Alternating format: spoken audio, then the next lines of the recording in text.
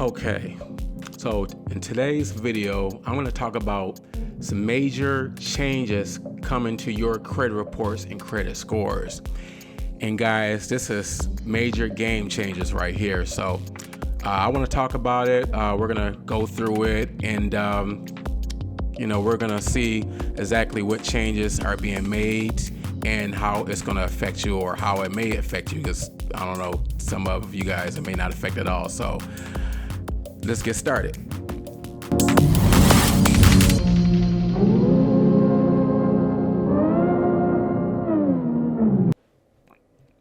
Now, there are actually 4 game changers that that's actually coming to your credit report, and let's talk about the first one. So this one, I believe, is a real good one. It was definitely, I wish I would have had this back in the day, but so the first thing here is that starting this summer, the 3 credit bureaus, the main credit bureaus, which is Equifax, TransUnion, and Experian, they are implementing a series of changes that would drastically change how your medical debt is treated on Americans' credit reports. So starting July 1, paid medical collection debt, bills that were turned over to a collection agency but eventually satisfied, will no longer appear on your consumer's credit report.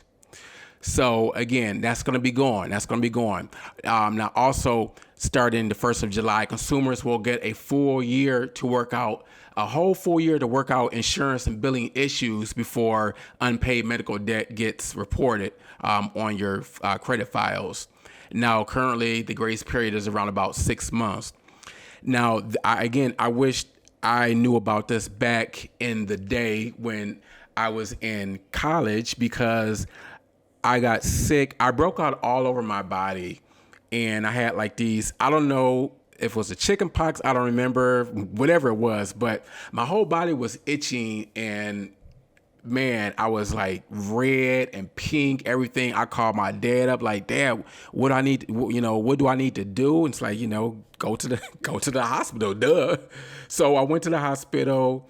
They didn't do anything. They just looked at me, whatever, and said you had this, whatever it was at the time, and sent me back home. And next thing I know, I'm getting bills in the mail. And I don't remember the total amount it was on there, but it was a lot of money. And that stayed on my report for a long time. And I was getting turned down for applying for credit, getting turned down. And that was a huge factor, was that I had medical bills on my report. And I'm like, So now the first half of 2023, the credit bureaus will begin omitting all medical collection debt, listen guys, under $500 from credit reports. So again, in the first half of 2023, they're going to be omitting all $500 worth of debt from your credit reports. So that's a good thing, because some of us have, like a small amount of debt from, medical situations, whatever, that's just messing us up, messing our creditworthiness up. So, and it's just not good. The credit bureaus say that these changes will remove roughly 70% of medical collection debt from consumer credit reports. So that's sure to be a welcome relief for tens of millions of Americans who have an estimated $88 billion in medical debt. That's crazy. $88 billion in medical debt. I mean, that is wow. That's mine. I gotta I gotta think about that one. Shoot, 88 million. I mean, a lot of us, we wish we had 88 million, dollars, in our bank accounts. That would definitely be nice. So then we don't have to be concerned about all credit report and credit scores and everything. So some people now are a lot of people actually are gonna benefit now with this. So let's talk about the next thing. So let's talk about like the buy now, pay later accounts. So the buy now and pay later accounts will be added to your credit files. So if you guys shop online at places like Walmart, Target, and Amazon, you've probably been offered the opportunity to pay for your purchases in installments through emerging credit models. So again, it's called buy now, pay later. Pay later. So it's basically, again, when customers pay for purchases and over several weeks or months, they have like no interest. So, and a lot of us see that, oh, that's a good thing. So, okay, so don't have to worry about extra fees or anything like that. But that option provides people with payment flexibility, which we all love. We love payment flexibility. An appeal of no finance charges, unlike most credit cards. Nearly 100 million U.S. adults have used the buy now, pay later to finance purchases over the past year. But buy now, pay later accounts may be classified on your credit report as short-term loans, and they can actually lower your score. So, I get stuff in the mail. I'm sure you guys get stuff in the mail, whether it's magazines, and they show you these nice, pretty offers. Okay, you can get maybe this big screen TV, or you can get this, and it'll be real cheap for you, pay in installment loans, and you're like, man, I just want that really bad. It looks nice. I need it right away. But it also can, just get you in trouble too if you're not, making on-time payments. I mean, like some of you guys purchase, I can imagine that you purchase a pack of drawers, a pack of underwear, and you get behind on your payments for the pack of underwear, and it goes on your credit report. No, but seriously, yeah, so that's what you have to be really careful of. So before, they weren't putting it on your credit report, but now they're going to put it on there. So let's see what else. So now the average age of your credit, again, like I said, can lower your score, but the average age of your credit accounts is a factor in calculating your FICO score. The gauge of credit worthiness most commonly used by banks and lenders. Each new credit obligation, including the buy now, pay later deals, decrease the average age of your credit history. Again, it decreases the average age of your credit history age. And some people are using the buy now, pay later repeatedly. So there's people that are actually going overboard with this buy now, pay later.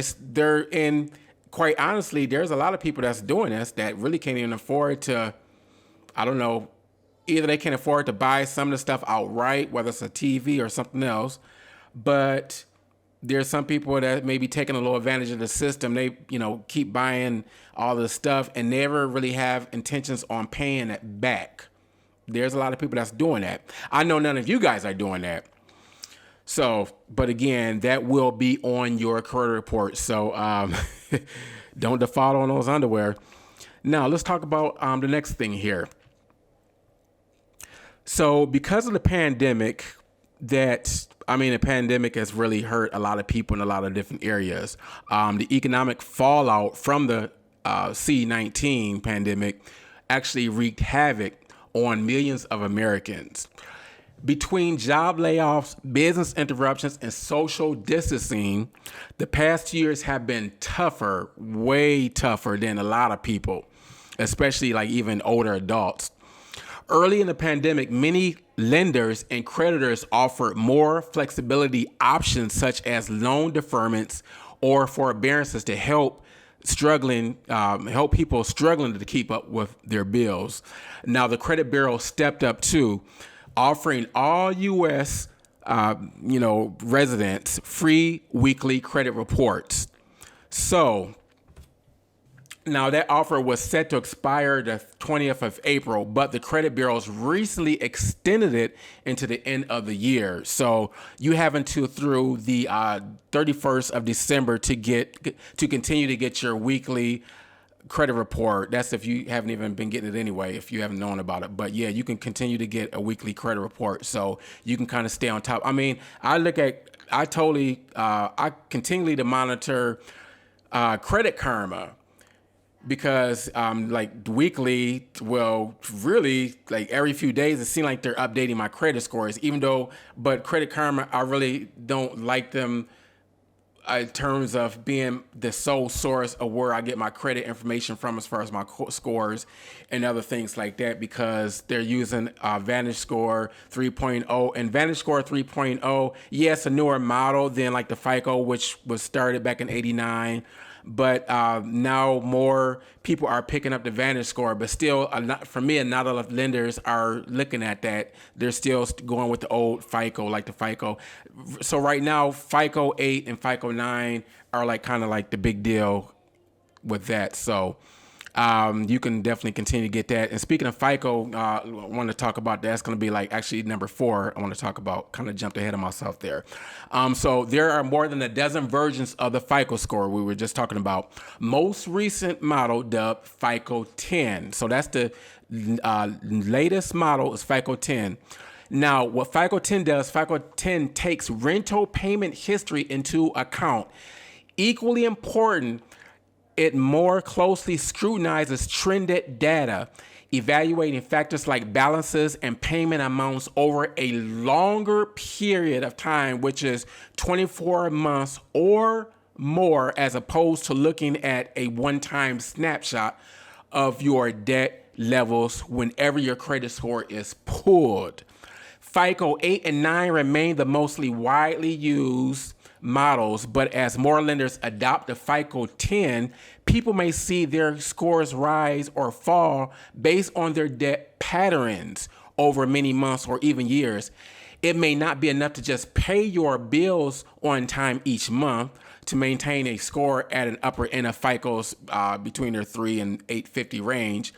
You'll need to manage debt wisely over time. That's really important, guys. You got to manage your debt over time, making sure like when you have a credit card and you purchase something with your credit that you're making the proper amount of payments each month. And so you don't want to have like a huge debt to ratio or anything like that. You don't want it to be just overboard to where, your balance is just super high. You owe like a lot of money. And so you just don't want to mess yourself up like that. So you have to manage your debt wisely over a period of time and avoid moves that can lower your scores, such as maxing out your credit cards or taking on a bunch of personal loans. And there's a lot of people that's doing that. They're taking out a whole lot of loans, maxing out their credit cards. And that'll mess you up for a long time, because then it'll fool around and it will go into like collections. You have to deal with these bill collectors. And then when you try to apply for loan that you really actually need, an apartment or a house, whatever it is, something really important in life, then you get turned down because your credit is just all messed up. Then next thing you know, you're sitting there biting your nails, contemplating on filing for Chapter 7 bankruptcy, which I have done that before, and it wiped my slate clean, but it's like it takes a few years for that to be completely done. I should say it takes a few years for you to be able to really start building your credit back up like you would like to have. So, but yeah, guys, so this is just some of the things I want to talk about, some of the major changes to this model. Again, the new FICO model, it may hurt your credit scores, or it may improve your scores. My scores, have definitely been improving. And the annoying thing about the whole credit scores and everything else, which they really shouldn't, in my opinion, shouldn't have, credit scores, because credit scores don't really truly tell about a person. I mean, because we all, fall on bad times, little situation.